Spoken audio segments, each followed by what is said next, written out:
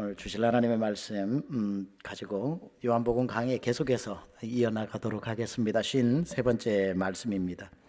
원래 제목이 사랑이 이긴다라고 제가 보냈거든요. 저기 필리핀에서 Love Wins 하다가 말씀을 좀 더 이렇게 보고 또 비행기 안에서 이렇게 또 하나님과 제일 가까워지는 시간 아닙니까? 비행기가 그때 또 이렇게 성경을 좀 보면서 그 본문의 컨텍스트가 조금 더 다른 방향으로 하나님 인도하시는 것을 알고 사랑을 흐르게 하라라는 제목으로 Keep the Love Flowing이라는 제목으로 말씀을 나누도록 하겠습니다. 물만 위에서 아래로 흐르는 것이 아니라 사랑도 흐르는 것 같습니다. 사랑이 흐르는데 어떻게 흐르냐면 위에서부터 밑으로 흐르는 게 사랑의 방향인 것 같아요. 그래서 우리 한국말에 이런 말이 있습니다. 내리사랑이다. 사랑은 밑으로 이렇게 내려가는 것을 사랑이라고 말합니다. 내리사랑으로 말할 것 같으면 부모님의 사랑만큼 귀한 사랑이 이 세상에 어디 있겠습니까? 부모님의 사랑은 주고 또 주는 사랑, 흘러내려 보내는 사랑. 이번에 한국에 제가 나아가서 이렇게 집회를 하는 동안 이렇게 너무 시간이 없어서 울산에 계시는 이제 제 모친을 뵈러 가야 되는데 아내와 함께 이제 집회를 마치고 월요일 날 내려갔습니다. 화요일 날 방글라데시로 가는 비행기를 타야 되기 때문에 24시간도 함께 보내지를 못했습니다. 한국에 울산에 내려가서 저녁 식사를 같이 나누고 난 뒤에 이렇게 같이 이부자리를 깔고 저와 어머니와 아내가 함께 누웠습니다. 그렇게 하룻밤을 이제 보내는데 잠자리에 들기 전에 준비해간 용돈을 그 전에도 이렇게 정기적으로 드리긴 하지만 용돈을 건네드렸더니 저희 어머니께서 이제 고맙게 그 돈을 받으셨습니다. 그리고 다음날 아침이 되어서 어머니께서 또 이제 또 먼 길 떠난다고 뭘 이렇게 급하게 왔다 급하게 가냐고 미국이 옆 동네도 아닌데 어떻게 이러냐고 하시면서 맛있는 아침을 차려 주셨습니다. 그러고 난 뒤 기차역으로 이제 다시 가려고 하는데 저희 어머니께서 봉투 하나를 건네 주십니다. 도대체 이게 뭐냐고 이렇게 어머니께 여쭤보니까 너희들 오면 주려고 네가 준 용돈 모아뒀다가 다시 안 쓰고 주는 거라고 하시는 겁니다. 세상에 이런 경우가 어딨냐고, 용돈은 쓰라고 드린 거지 이걸 왜 모았다가 주시냐고 옥신각신 하면서 이렇게 절대로 못 받는다고 거절했지만 저희 어머니께서 마지막에 최후 통첩을 하시더군요. 내 얼굴 다시 안 볼라 하면은 받지 마라 그러셔가지고 또 얼굴은 뵈야 되겠길래 할 수 없이 그걸 받아서 봉투를 받더니만 준 돈이나 받은 돈이나 별 차이 없는 그 돈을 받아서 다시 나오면서 제 자신을 돌아봤습니다. 40이 훌쩍 넘은 나이에도 자식은 영원히 자식이고 아무리 연세가 들어도 부모님은 부모님이시구나. 평생을 주고 또 주고 준 것밖에는 없으시면서도 마지막에도 또 줘야 직성이 풀리는 그런 부모님의 사랑을 어찌 우리 인간의 말로 표현하겠습니까? 부모는 그렇게 평생 한 번도 제대로 받아보지 못하시고 주다가 그렇게 생을 마감하시는구나 생각하니 제 한편이 쓰려왔습니다. 왜 부모님은 자식에게 그렇게 많이 가졌던 적게 가졌던 상관없이 다 주시고 난 뒤에도 뭘 잘못했다고 자식 앞에서는 죄인처럼 미안하다는 말만 반복하는지, 좋은 부모 만났으면 더 고생을 덜 할 텐데 하시면서 죄인처럼 자식에게 더 못 줘서 미안하다고 하시는 부모님의 사랑, 왜 부모님의 사랑은 아무리 쏟아내어도 바닥을 드러내는 법이 없고 부모님의 사랑의 우물은 마르는 법이 없을까? 여러분, 부모님의 사랑이 우리를 감동시키는 것은 물론 다음 주가 이제 어버이 주일이라 제가 더 다른 설교를 또 하겠지만 부모님의 사랑이 우리를 감동시키는 것은 부모님의 사랑의 크기가 아니라 부모님의 사랑이 향하고 있는 방향 때문에 그렇습니다. 세상에서 제일 큰 사랑이 부모님의 사랑이기 때문에 그 크기에 우리가 감동한다기보다는 그 어마어마한 사랑을 부모님은 단 한 번도 자기 자신을 향해 있지 않고 항상 그 방향이 자식을 향해 있기 때문에 크기의 감동 한 번 받고 방향의 감동 두 번 받으니 얼마나 큰 감동을 받겠냐 이겁니다. 마치 어머니 아버지의 사랑은 나침반 같습니다. 한 번 공장에서 만들어내면 그 지침은 항상 북쪽을 향해 북극성만 바라보아서 그 나침반을 물에 넣어도 지침은 북쪽이요 불에 갖다 넣어도 북쪽으로 향하고 있는 나침반처럼 왜 부모님의 사랑은 단 한 번도 자신을 향해 있지 않고 그렇게도 억척스럽게 자식을 향해 그 사랑이 방향이 도무지 틀어지는 법이 없는지, 아파도 자식 생각, 가져도 자식 생각, 맛있는 거 먹을 때도 옆에 없는 자식 생각, 좋은 일 만나도 울고, 옆에 있는 사람이 좋은 일 만났는데 왜 우냐 그러면은 자식 생각 나서 운다 그러고, 왜 그 나침판처럼 그 지침은 자식들을 향해 있는가? 크기보다는 방향 때문에 우리가 감동받는 것 같습니다. 우리 모두는 하나님의 형상으로 지음을 받았다고 그랬습니다. 하나님의 형상이라고 그래서 우리가 뭐 하나님처럼 눈, 코, 입이 닮았다고 생각하지는 맙시다. 하나님 그렇게는 안 생겼겠죠. 그러나 우리가 하나님의 형상으로 지음받았다고 하는 것은 character of God, 하나님의 성품을 닮았다고 할 때에 God is love, 하나님의 최고의 성품은 사랑이시기 때문에 둘도 없이 우리가 하나님의 형상으로 지음받았다는 것은 우리 안에 하나님의 안에 사랑이 있듯이 우리 안에 사랑이 있다는 뜻일 것입니다. 하나님의 형상으로 지음받은 천하인간 모두의 마음속에는 사랑이 있다는 겁니다. 여러분, 사랑이 있는 사람이 있고 없는 사람이 있는 게 아니라 하나님이 지은 인간 속에는 다 하나님 안에 사랑이 있듯 그 사람 안에 사랑이 있습니다. 아니, 사람 죽이는 살인자 안에도 사랑이 있냐고요? 예, 있고 말고요. 그런데 살인자는 사랑을 하되 누굴 사랑하냐면 자기 자신을 너무너무 사랑하는 겁니다. 왜냐하면 너무너무 사랑하는 나를 누가 자존심 상하게 했으니까 죽여버리는 거죠. 자기를 사랑하지 않고는 누굴 죽일 이유도 없는 겁니다. 그런데 나를 너무너무 사랑하다 보니까 이 사랑하는 나를 네가 자존심 상하게 했어? 하고 죽이는 겁니다. 예, 사랑이 변질되고 사랑의 방향이 잘못되었을지언정 사랑 없는 사람 없지요. 하나님의 형상으로 지음받았기 때문에. 우리가 예수님을 닮자라고 할 때에 뭘 닮아야 되냐면은 예수님의 사랑을 닮는 건데, 예수님의 사랑을 닮는 건 또 뭐냐면 예수님의 사랑의 크기를 닮을 수는 없어요. 불가능해요. 예수님처럼 사랑 못합니다. 그래서 예수님의 사랑의 크기를 담는 것이 아니라 예수님 사랑의 방향을 담자는 겁니다. 예수님 사랑의 방향은 단 한 번도 당신 자신을 향해 있었던 적이 없고, 예수님의 사랑은 언제나 저와 여러분인 죄인들을 향해 있었던 그 말도 안 되는 방향. 무엇이 이뻐서, 뭐가 우리가 사랑받을 만해서 그 우리를 향했던 그 나침판 같은 그 지침은 한 번도 움직일 모양새도 보이지 않고 그렇게 지고지순하게 우리를 향해 있는지. 제가 방금 사랑의 크기가 중요한 것이 아니라, 물론 중요하겠지만 방향이 더 중요하다고 했는데, 여러분, 부모님의 사랑이 아무리 커도요, 큰 것 때문에 우리가 감동받지 않습니다. 만약에 그 큰 사랑으로 부모님 자신을 사랑한다고 해보세요. 그 얼마나 안 아름답습니까? 부모의 그 어마어마한 사랑이 부모 자신을 향해 있을 때는 아무런 감동이 없지만, 우리가 감동하는 것은 그 큰 사랑이 자식을 향해 있기 때문에 감동하는 것 아니겠습니까? 6, 7년 전에 한국 사회를 떠들썩하게 했던 수원의 한 젊은 부부의 이야기입니다. 그 젊은 부부가 결혼하고 난 뒤 애를 낳았는데 애가 3개월 되었는데 그 3개월짜리 아이가 굶어 죽었습니다. 왜 그렇게 됐냐 보니까 그 부부가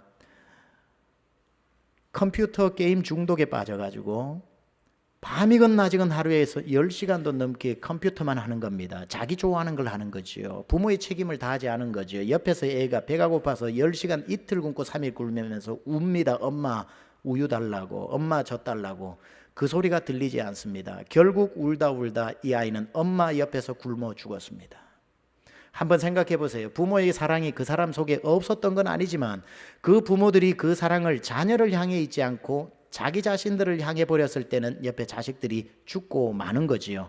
그래서 사랑의 크기가 중요한 게 아니라 그 사랑이 자기를 향해 있는가 자식을 향해 있는가에 따라서 부모의 사랑이 감동 있기도 하고 그 정말 추하고 아름답지 않은 모습을 보이기도 하는 겁니다. 자, 오늘 본문에 나오는 예수님의 사랑을 한번 살펴봅시다. 예수님이 얼마나 사랑이 많으신가, 예수님의 사랑이 얼마나 큰 것인가 설명하지 않겠습니다. 큰 분이 큰 사랑 가진 거야 당연한데 무슨 감동이 있겠습니까? 하나님 사랑이 이렇게 큽니다. 에이멘 할 수 있겠지만 so what 이렇게 물을 수 있습니다. 커서 그게 왜? 여러분, 하나님의 사랑은 크다라고 하는 설명은 참 반가운 소식이기는 하지만 우리를 감동시킬 만큼 좋은 소식은 아닌 것 같아요. 그런데 하나님의 사랑이 우리의 뼛속까지 감동을 주는 이유는 뭡니까? 그 큰 사랑이 하나님 자신을 향해 있지 않고 죄인인 우리를 향해 있다는 이 말도 안 되는 사실 때문에 감동하는 겁니다. 그 엄청나게 큰 사랑을 가지고 하나님이 너는 사랑 없지 나는 나를 이렇게 사랑해 하고 그 사랑을 자기 애로 표현했다면 뭐 하나님하고 우리하고 무슨 상관이 있겠습니까마는 어마어마한 그 사랑이 단 한 줄기도 당신 자신인 하나님을 향해 있지 않고 죄인의 괴수인 우리를 향해 있다는 말도 안 되는 사실 때문에 우리는 오늘도 그 사랑 앞에 굴복하고 눈물을 흘리고 감동하는 것입니다. 우리가 그 사랑 받을 자격이 없기 때문에, 그런데도 불구하고 그 사랑을 받고 있기 때문에, 제가 제일 좋아하는 찬송가 여러분에게 소개했던 그 크신 하나님의 사랑, 옛날 404장, 오늘날 새 찬송가 304장, 그 크신 하나님의 사랑. 여러분, 이 찬송이 만약에 하나님의 사랑이 얼마나 큰지만 설명하고 있었다면 반쪽짜리 찬양이라서 제가 그렇게 제일 좋아하는 찬양이 되지는 못했을 겁니다. 그러나 이 찬양이 제 가슴을 두드리고 울리는 것은 하나님의 사랑이 얼마나 큰지 설명하고 난 뒤에 그 사랑이 우리를 향해 어떻게 흘러 들어왔는지까지 설명하고 있기 때문에 감동되는 겁니다. 그 크신 하나님의 사랑 말로 다 형용 못하네. 만약에 찬송이 여기까지 끝나버렸다면 그 크신 하나님의 사랑, indescribable love, 말로 형용할 수 없네라고 끝나버리면 하나님의 사랑이 크구나, 그런데 끝나버릴 찬송이겠죠. 만약에 3절도 하늘을 두루마리 삼고 바다를 먹물 삼아도, 하늘을 페이퍼로 삼고 바다를 잉크로 삼고, 이거 영어입니다. 그래서 하늘을 두루마리로 삼고 바닷물을 잉크로 삼아가지고 한없는 하나님의 사랑 다 기록할 수 없겠네. 와, 하나님의 사랑이 저 하늘을 두루마리로 삼고 저 많은 바닷물을 잉크 삼아서 먹물 삼아서 써도 다 못 쓴다고. 와, 하나님 사랑 되게 크네. 만약에 찬양이 여기까지 끝나버리면 참 감동보다는 와, 하나님 사랑 대단하다는 데까지는 갈 수 있겠지만 우리의 가슴을 두드리는 은혜로운 찬양은 안 되는데, 그 어마어마한 사랑이 크다고 해놓고 하늘에 꽁꽁 묶어둔다면 정말 샘나고 질투날 텐데, 우리가 이 찬송에 감사하는 이유는 그 하늘에 있는 어마어마한 사랑이 어떻게 됐다고요? 저 높고 높은 별을 넘어 이 낮고 낮은 땅 위에 죄범한 영혼 구하려 그 아들 보내사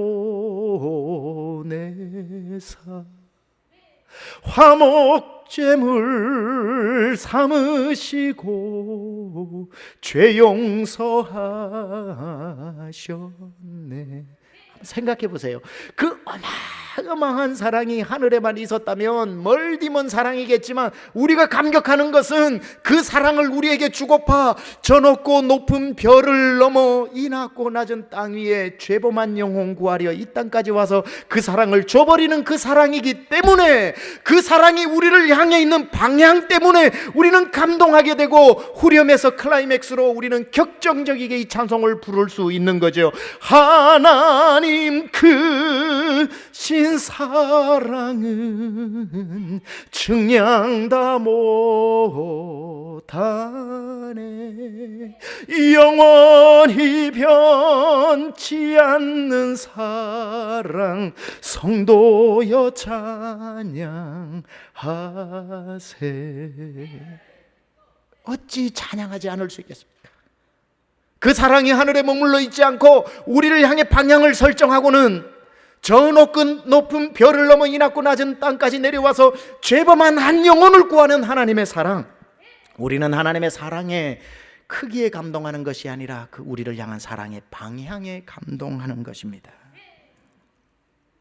이 얼마나 놀라운 사랑입니까? 세상에 누가 사랑할 사람이 없어 죄인을 사랑합니까? 여러분, 세상의 사랑을 보세요. 죄인을 사랑합니까? 아닙니다. 사랑하는 사람, 여러분 사랑하는 사람 다 생각해 보세요. 사랑할 만한 사람, 사랑스러운 사람, 내 마음을 홀딱 뺏어가는 사람, 사랑을 해주면 다시 받을 것이 있는 사람, 다 사랑은 conditional love입니다. 그런데 이 세상에 누가 저 높고 높은 별을 넘어서 이 낮고 낮은 땅까지 사랑할 만한 사람이 아니라 죄인 찾으러 온단 말입니까?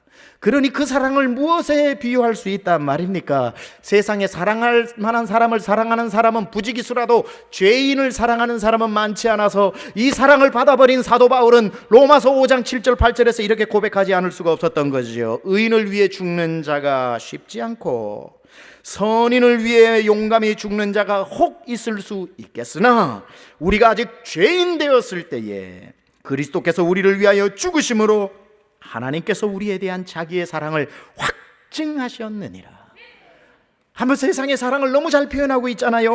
의로운 사람을 위해서는 혹시 죽을 수 있을지 몰라도, 착한 사람을 위해서 죽는 사람은 간혹 뉴스에 나올지 몰라도, 우리가 죄인 되었을 때에 죄인을 위하여 하나님이 오셔서 그 죄인을 위해서 죽으심으로 하나님이 우리를 얼마나 사랑하는지를 확인해 보여주셨다, 확증해 주셨다.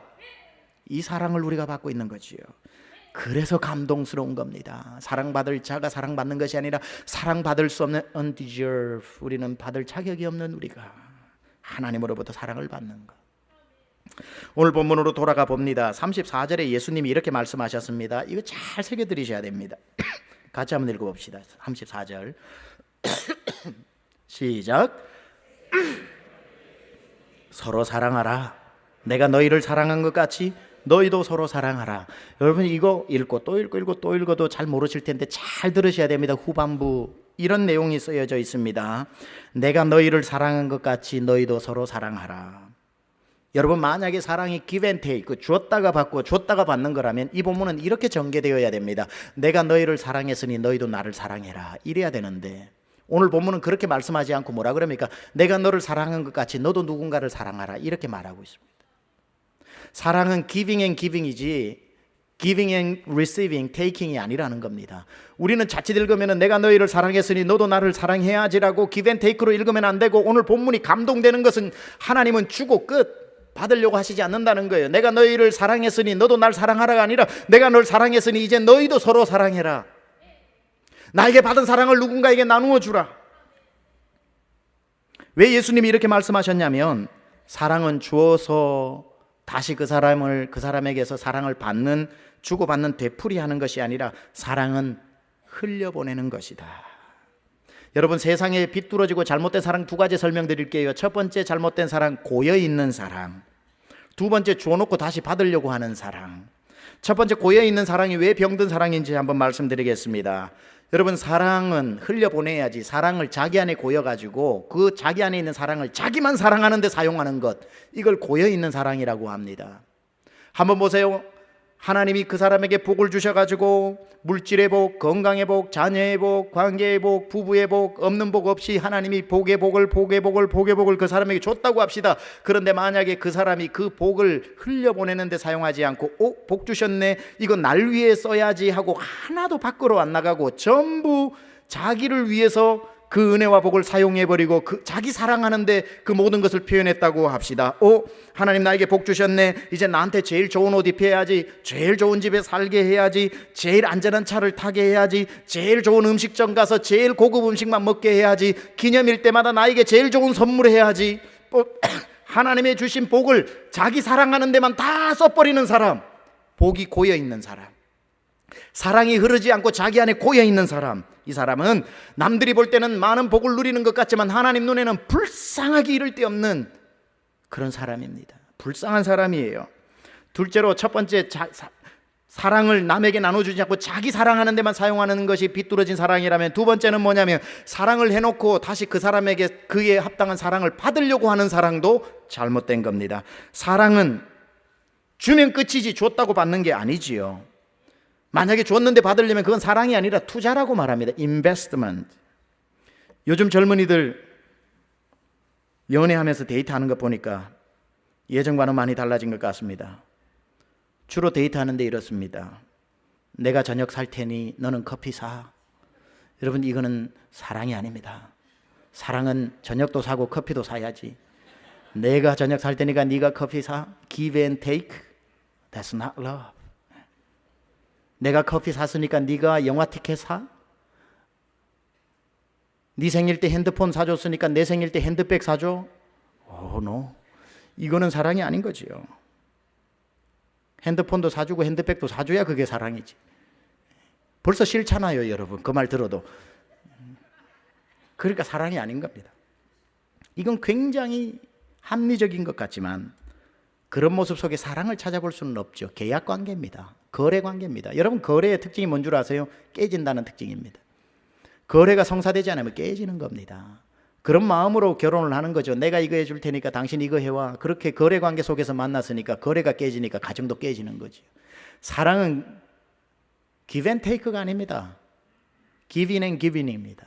주고 또 주는 것입니다. 부모의 사랑이 흘러가듯이 사랑은 줘놓고 되돌려 받는 것이 아니라 그냥 주고 끝나는 거죠. 옛날에 불렀던 찬송가, 복음성가 중에 나의 가장 귀한 것 그것을 주는 거예요. 사랑은 나의 가장 귀한 것을 주는 것입니다.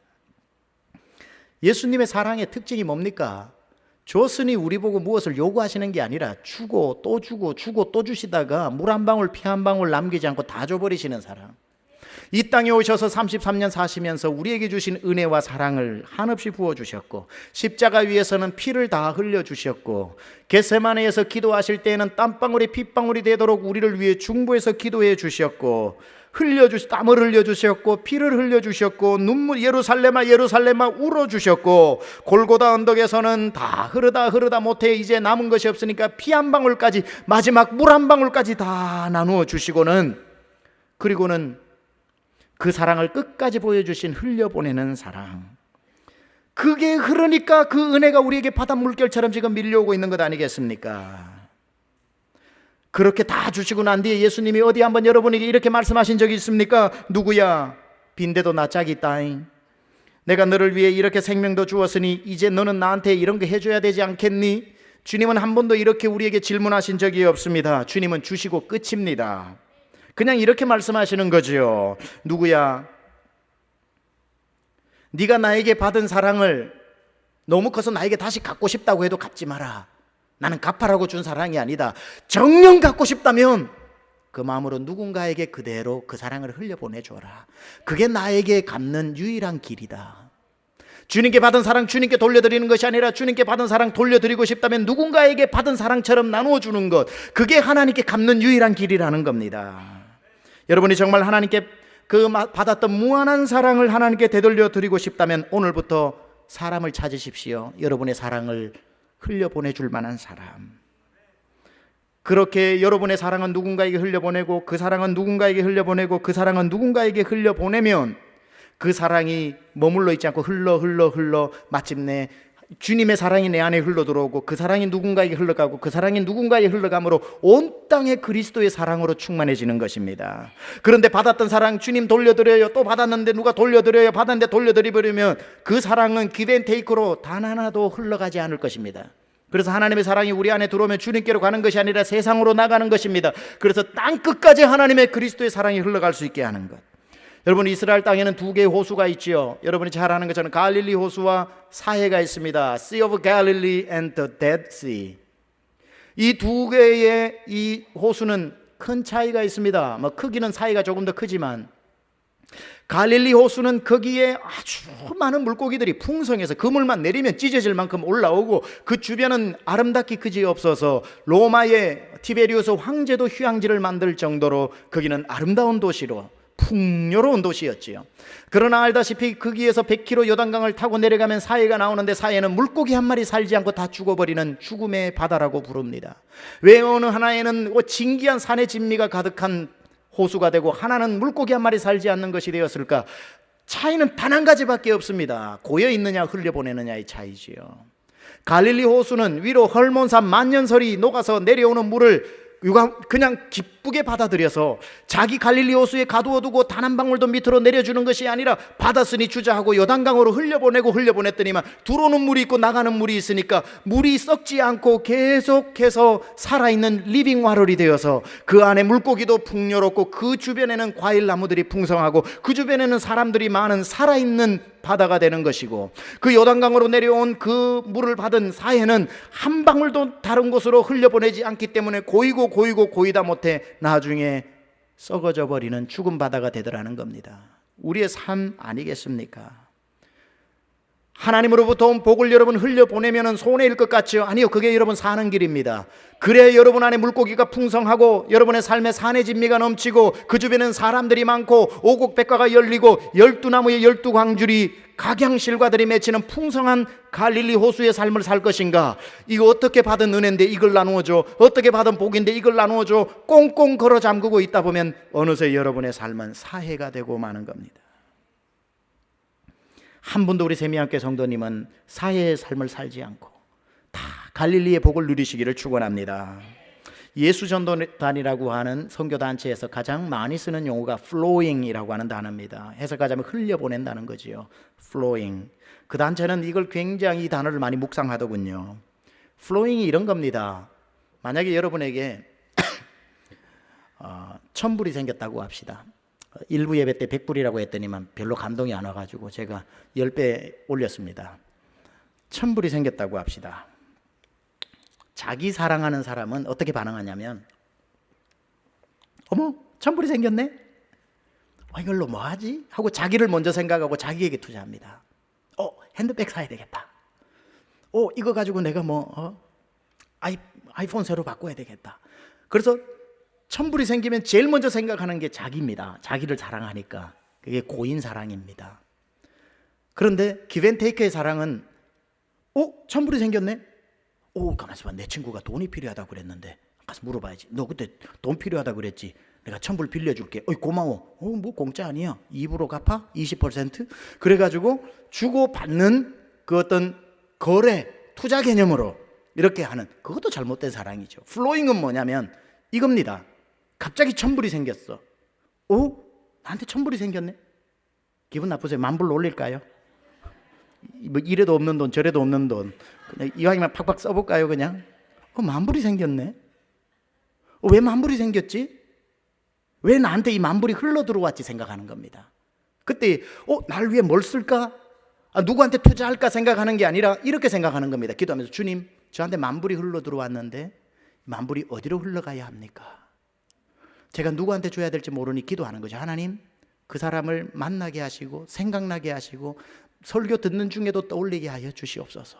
그렇게 하다가 하나님께서 그 대상자를 떠올리게 하시면 그 사람에게 flowing, 흘려보내주는 것, 이걸 flowing이라고 합니다.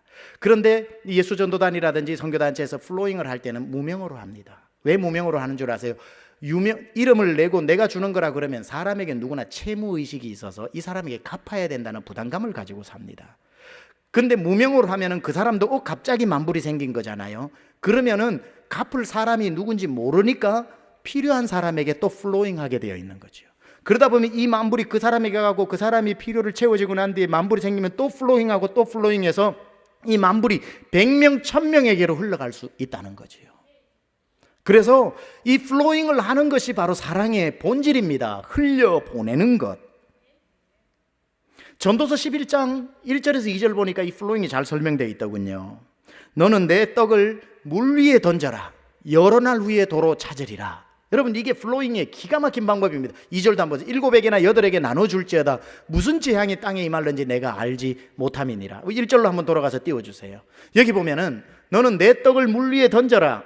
그러면 여러 날 후에 그 떡이 둥둥 떠내려가다가 회전 초밥처럼 네 앞에 다시 올 거다, 이 말 아닙니다. 이거 먹을린데 갚버렸네. 괜찮아요. 또 와요, 회전 초밥은. 그러니까 그런 식이 아닙니다.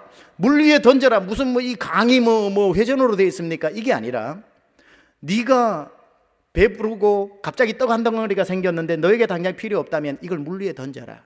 그러면 이게 흐르다가 정말 배고픈 사람이 보고 그 떡을 건져서 먹을 것이다. 그러면 죽을 사람이 살아나게 되고 눈이 밝아지게 되면서 열심히 일해가지고 또 떡이 생기면 받은 은혜가 있으니까 그 사람이 물 위에 던질 것이다. 그러면 그게 또 가다가 배고픈 누군가가 만나가지고 그 떡을 가지고 먹으면 눈이 밝아져 기력이 회복되면 받은 은혜가 있으니까 또 물 위에 던져 플로잉 할 것이다. 그게 돌아 나에게 오는 것이 아니라 내 인생에 공고한 날이 올 때에, 내가 배고파질 때에 누군가가 저 위에서 던져준 것이 흘러내려와서 너도 살게 될 것이라는 거지요. 이것이 플로잉의 하나님의 신비입니다. 우리에게 복을 주시는 겁니다. 여러분에게 흘러나간 것은 언젠가 여러분의 인생에 재앙이 닥쳤을 때에, 고난이 닥쳤을 때에, 공고한 날이 이를 때에 흘러 들어오게 되어 있다는 거지요. 예수님의 사랑이 바로 흘려보내는 플로잉과 같습니다. 그래서 예수님이 하시는 말씀이 이건 겁니다. 내가 너희를 사랑한 것 같이 너도 나를 사랑하라고 하시지 않고, 내가 너희를 사랑한 것 같이 너희도 서로 사랑하라. 사랑을 나누어주는 사람이 되어라. 이 말을 했는데 베드로는 또 우리 형님 베드로는 못 알아듣죠. 그 사랑을 받으니까 너무 크니까 되돌려 주려고 합니다. 주님! 아닙니다. 저는 주님을 위해 죽겠습니다. 저는 배신 안 합니다. 저는 이 사랑 예수님께 돌려드리겠습니다. 그러지 말라 그랬는데 또 자기가 막 여기서 헌신하잖아요. 다 버릴지라도 나는 주를 위해 죽겠나이다. 그 예수님이 누가 나를 위해 죽으랬냐. 이러고는 하시는 말씀이 아닙니까? 아니다 베드로야. 네가 진짜 내 사랑이 얼마나 큰지 알아주니 고맙다.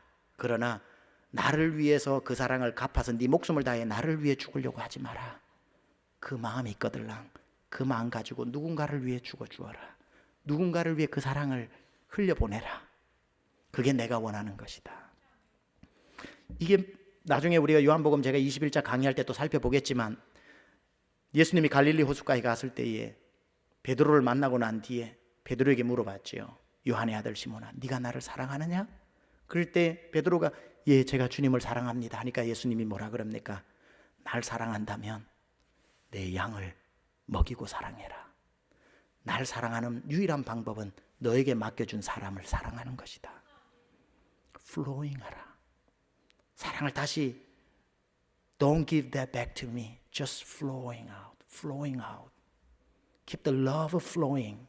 너의 사랑이 흘러가게 해라. 사랑하는 여러분, 오늘 여러분의 사랑의 방향은 누구를 향해 있습니까? 지독하게 여러분을 향해만 있지는 않습니까? 뭘 먹여줄까? 뭘 입혀줄까? 어디에 살게 할까? 이번에 무슨 선물을 해줄까? 우리 가족 어디로 여행 갈까? 우리 가족 어떻게 행복할까? 그 받은 어마어마한 사랑이 오로지 여러분을 향해서 사용되어지고 있다면 여러분은 점점 여러분도 모르는 사이에 사해 같은 호수가 되어가고 있습니다. 죽어가고 있는 겁니다. 살려면 흘려보내야 됩니다. 내가 살고 갈릴리 같은 복을 받으려면 흘려보내야 합니다. 만약에 여러분 많이 가졌던 적게 가졌던 아무 상관없이 여러분이 주님으로부터 받은 것을 흘려보내고 있는 삶을 실천하고 있다면 그렇게 사는 겁니다. 바로 그겁니다. 잘하고 계시는 거예요. 절대 멈추지 마세요. 사방백리 안에 굶어 죽는 사람 없게 하라는 경주 최부잣집 가훈처럼 여러분의 받은 복을 흘려보내어서 물 위에 던져서 7, 8 사람에게 나누어 주어서 여러분의 재앙이 닥쳐올 날을 예비해야 되는 겁니다. 저는 우리 교회 성도님들을 묵상해 봤습니다. 이 말씀을 준비하면서 우리 교회 성도님들 정말 제가 그냥 드리는 말씀 아닙니다. 정말 잘 흘려보내시는 분들입니다. 정말 흘려보냄의 달인들이라고 제가 칭찬해 드리고 싶어요. 어떤 분은 회사를 운영하면서 그 주님 주시는 소득을 흘려보내는 거예요. 그래서 그냥 뭐 난민교회들을 세우는 거예요. 흘려보내는 거예요. flowing. 그 회사 하나님 살려주시는 거예요. 왜냐하면 받아서 흘려보내는데 갈릴리 호수가 안 되겠습니까? 어떤 분은 세탁소 하면서 그 소득을 flowing해서 방글라데시 학교를 전폭적으로 살려내요. 그 하나님 그 기업을 안 지키시겠습니까? 갈릴리죠. 갈릴리 복을 누리는 거지요. 어떤 분은 온 가족이 함께 홈리스 사역을 나가서 그들의 땀을 플로잉하고 재능을 플로잉하고, 어떤 분은 온 가족이 난민 가정하고 결혼을 해서 토요일마다 가서 영어 실력을 플로잉하고 그들에게 섬기면서 땀을 플로잉 흘려보내는 사람들. 어떤 분은 일주일 내내 교회에 나와가지고 쓸고 닦고 고치고 하면서 재능을 땀방울로 플로잉하는 사람들. 토요일이면 주방 앞을 지나면은 얼마나 주방 앞이요, 교회가 은혜스럽지 않을 때는 주방 앞에 가면 시험 들고요, 은혜스러울 때 주방 앞에 가면 은혜 받습니다. 토요일 되면은 주방에서 흘러나오는 하하호 소리 듣고 기도 소리 듣다 보면 얼마나 은혜가 되는지, 그 은혜가 주방에서 플로잉 아웃 되고 있습니다. 교실에서는 교사들이 가르치는 은혜가 플로잉, 목장에서는 목자 목녀님이 섬기는 그 모습이 플로잉, 찬양하면 찬양대에 오늘 오케스트라의 은혜가 플로잉 아웃, 말씀 듣다가 은혜 받으면 성도의 입에서 아멘이 흘러나오고, 금요 성령 집회는 성도들의 입에서 통성 기도가 흘러나오고, 돌아보면 우리 세미한교회 구석구석에 흐르지 않는 곳이 하나도 없더라고요. 아무리 건강해도 핏줄 하나만 막히면, 흐르지 않으면 거기에서부터 문제가 생기는 것처럼 우리 교회 하나하나를 제가 한번 돌아보고 교실이냐 목장이냐 어디 부서 봉사냐 보니까 막힌 곳이 없음으로 인해 감사합니다. 계속 흘려보내는 겁니다. 그야말로 우리 세미한교회 플로잉 철치입니다. 주일 오후에는 여름 단기 선교를 간다고 100명이 넘는 사람들의 배우는 열기가 플로잉 아웃하고, 여러분 7월 이번에는 제가 여름 단기 선교를 1차, 2차, 3차, 5차, 6차를 가는데 그 타우스로 제가 가기로 결정했습니다. 7월 4일부터 타우스 피커리스 지역에. 왜 제가 그렇게 결정을 했냐면은 우리가 11년 동안 쌓인 노하우가 그게 축적되어 있기 때문에 이번에 달라스에 있는 50명, 100명 목회하시는 목사님 제가 5분에서 6분을 모시고 제 차로 모시고 갑니다. 왜 모시고 가냐면 플로잉 하기 위해서, 우리가 지난 11년 동안 하나님 주신 그 노하우를 그 교회들에게 나누어 주기 위해서 제가 가시자고 했습니다. 그래서 다 가신다고 그러더라고요. 제 차를 태워서 가서 시작부터 끝까지 단기 선교 어떻게 하는지 다 보여드리고, 그래서 모든 경비까지 제가 태워가지고 그 보여드리는 겁니다. 그러고 난 뒤에 6개 지역에 마음에 드는 거 있으면 가져가시라 그랬습니다. 우리는 또 개척하면 되니까, 노하우가 있으니까. 그렇게 해서 이걸 계속해서 플로잉 아웃해서 달라스에 있는 교회들이 선교가 살고 교회가 살 수 있다면 또 얼마나 감사한 일입니까? 저는 이번 3주간의 해외 사역을 다녀오면서 세미안교회 목사가 되었다는 것을 얼마나 감동하고 감격하고 감사했는지 모릅니다. 세미안교회 한 교회를 통해서 세계 방방곡곡에서 일하고 있는 하나님의 손길을 보면서 한 사람이 간 것 같지만 여러분의 모든 기도를 싣고 간 것 아닙니까? 한 사람을 통해 여러분 모두가 일을 한 것 아닙니까? 여러분의 기도는 저를 타고 흘러나가서 한국의 부흥 집회는 정말 제 컨디션으로는 힘들었지만 정말 어떻게 그렇게 많은 역사들이 일어나고 마지막 날에는 6층까지 다 차서 뭐 있는 의자 없는 의자 다 갖다 놓고 성도님들이 은혜를 받는 모습을 보면서 여러분의 기도를 제가 실시간으로 라이브 채팅으로 정말 느낄 수 있었던 것, 여러분이 그 집회를 서 있는 사람은 한 사람이었지만 바로 그 일을 행하는 하나님은 여러분과 함께 일을 하셨던 거죠. 필리핀 마닐라 신학교에 가서 3일 동안 하루에 아침 저녁으로 영어로 강의를 해야 되는데 됩니까? 영어로 잘 안 되죠. 한 40여 명 지역교회 목회자들, 신학생들이 모였는데 여러분이 기도를 해주니까 정말 놀랍게 입에서 영어가 플로잉 아웃 된 줄로 믿습니다. 막 나오더라고요. 이게 내 영어인가 누구 영어인가 싶을 정도로 나오더라고요. 우리 교회 운영하고 있는 방글라데시 국제학교에서는 우리 교회가 얼마나 귀한 일을 하고 있는지, 초등학교, 중학교 지금 한 80여 명 아이들이 그곳에서 기숙생활을 하면서 절반 정도 이상은 그렇게 있는데 여러분 너무나도 귀한 사역 하고 계십니다. 주일날은 그 기숙 아이들하고 같이 주변 지역 분들하고 주일 예배를 드리면서 제가 또 설교를 했는데 그 아이들이 나와서 다 특송을 하는데 특송 마지막에 한 아이가 나와서 또 하나의 특송을 하는데 굉장히 감동이 되더라고요. 1분짜리 영상 보고 말씀 마치겠습니다.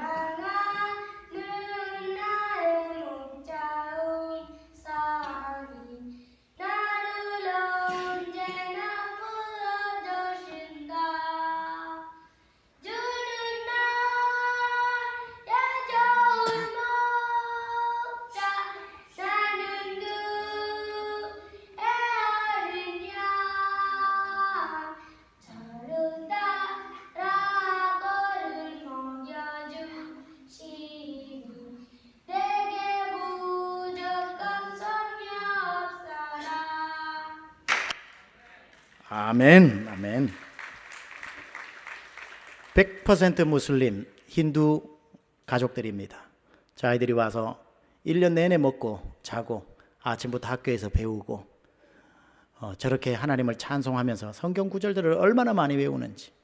저 한국 노래를 부르길래 나중에 제가 미안해가지고 우리 선교사님한테 또 우리 온다고 얼마나 애를 또 이 표현을 써서 죄송합니다. 진짜 죄송합니다. 근데 이 표현을 그대로 써야 어울릴, 얼마나 애를 조졌으면 제가 저렇게 찬송을 하자 그러니까 아니라고, 절대 아니라고. 제가 가수가 꿈이라 가지고 한 몇 번 가르쳐 줬는데 금방 외웠다고 그래서 가슴을 쓸어내렸습니다.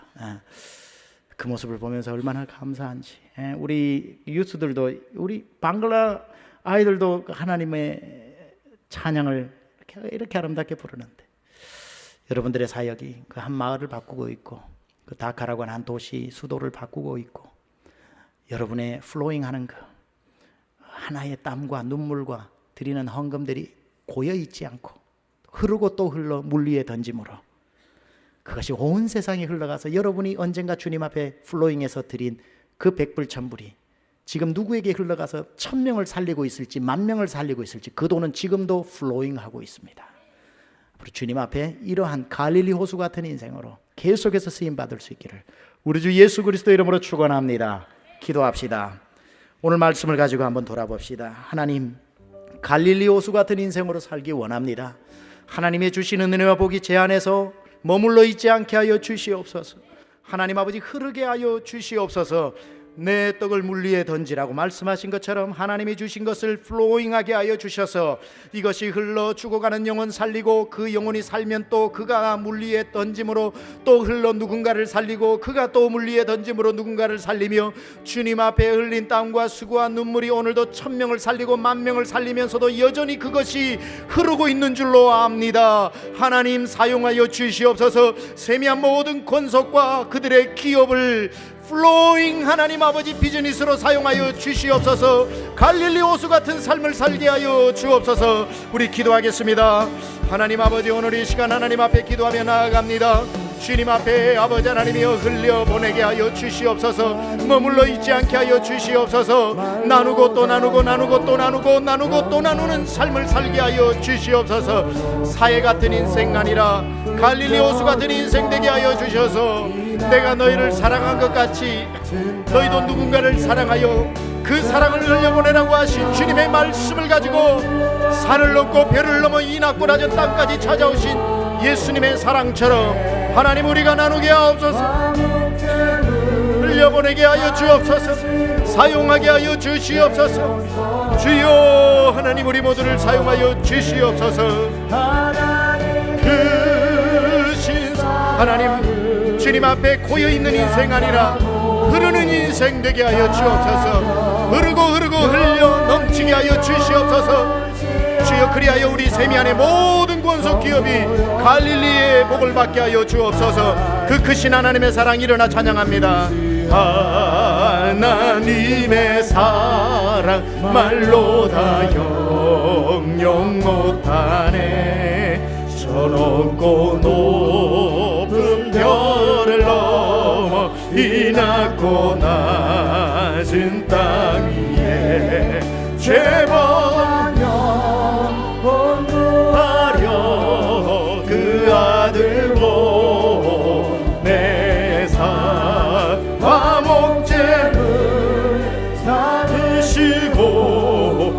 우리 3절 찬양합니다. 하늘을 두루마리 삼고, 하늘을 두루마리 삼고 바다를 먹물 삼아도 한없는 하나님의 사랑 닿기로 갈 수 없겠네. 하나님의 크신 사랑 그 어찌 닿았을까. 저 하늘 높이 사도 채우지 못. 하나님의 크신 사랑 찬양합니다. 하나님 크신 사랑을 증량다 못하네. 영원히 변치 않는 사랑 성도여 찬양. 하나님 크신 사랑, 하나님 크신 사랑을 증량다 못하며 영원히 변치 않는 사랑 성도여 찬양하세. 하나님, 무엇이 우리에게 사랑받을 만한 것이 있어서 그 높고 높은 사랑 가득한 하늘에서 도대체 누구를 찾고자 그 산을 넘고 별을 넘어 죄인뿐인 이 인생을 찾아오셔서 그 사랑을 부어주시더니 단 한 번도 그 방향이 바뀌어진 적이 없이 지금까지도 사랑해 주시는 우리 하나님 아버지의 사랑을 이 시간 감사로 찬양 영광 올려드립니다.